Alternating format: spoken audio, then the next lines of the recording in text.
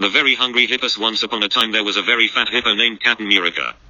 Capn Murica lived in a swamp, but unfortunately the swamp had to be evacuated because of the putrid fart stench coming from the nearby retirement home where Deborah was the manager.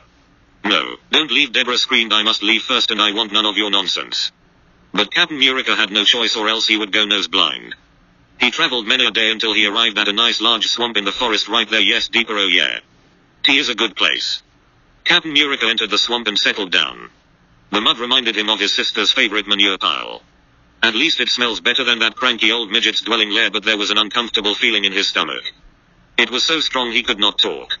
Suddenly, a large green ogre ran towards him. "What are you doing in my swamp?" But Capn Murica was not having it that day. "Oh, Capn Murica screamed. "What the fuck?" The ogre seemed confused. Capn Murica grasped his stomach and screamed in communication. "Ah, I get it." The ogre tapped his forehead in understand.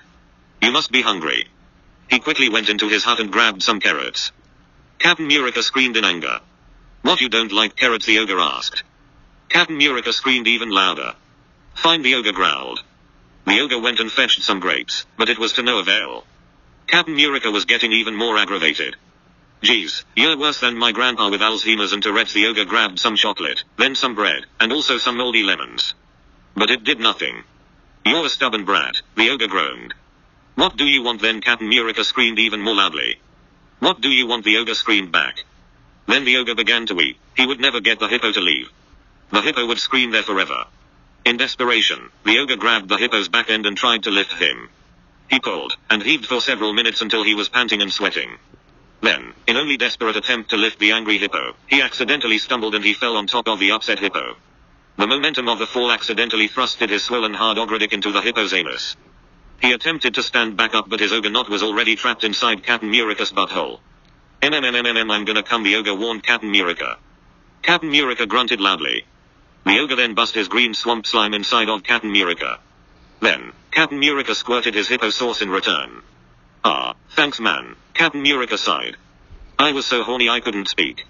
The ogre smiled shyly. "I was really horny too. TBH, I get really mad too when I need fuck." The hippo gave a sly look. "If it's okay, can I put my love log in your rabbit hole too?" "Of course," the ogre replied, rubbing Capn Murica's nutsack seductively. "But only if we can do it every day, every hour." "It's a deal." Capn Murica cummed a bit. "Can I join too?" Deborah asked from the bushes. "Number the two friends with benefits," stated as firmly as their dripping squirt rods.